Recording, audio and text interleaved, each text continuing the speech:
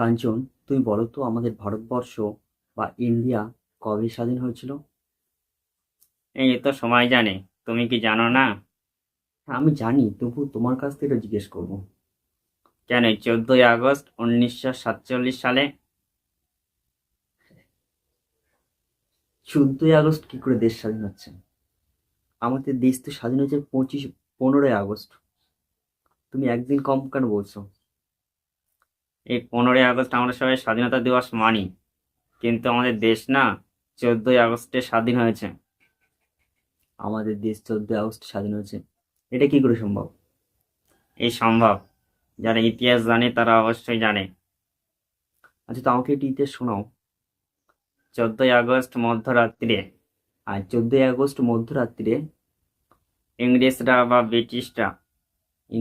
বা ব্রিটিশরা ভারতকে স্বাধীনতা দিয়েছিলেন। ভারতকে স্বাধীনতা দিয়েছিলেন।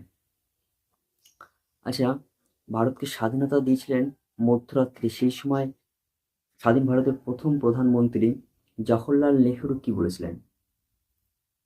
মধ্যরাত্রিরে যখন ঘন্টা বাজবে, মধ্যরাত্রি যখন ঘন্টা বাজবে, সমগ্র বিশ্ব যখন গভীর নিদ্রাময়, সমগ্র বিশ্ব যখন গভীর নিদ্রাময়, ভারত তখন জেগে উঠবে ভারত তখন জেগে উঠবে জীবন ও স্বাধীনতার চেতনায়।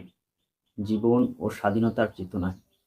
আমরা সকলেই 15ই আগস্ট স্বাধীনতা দিবস মানি ঠিকই, কিন্তু প্রকৃতপক্ষে 14ই আগস্ট মধ্যরাত্রি আমাদের দেশ স্বাধীন হয়েছিল, এবং মধ্যরাত্রে দেশ স্বাধীন হয়েছিল বলে আমাদের 15ই আগস্ট দিনটাকে ধরা হয়।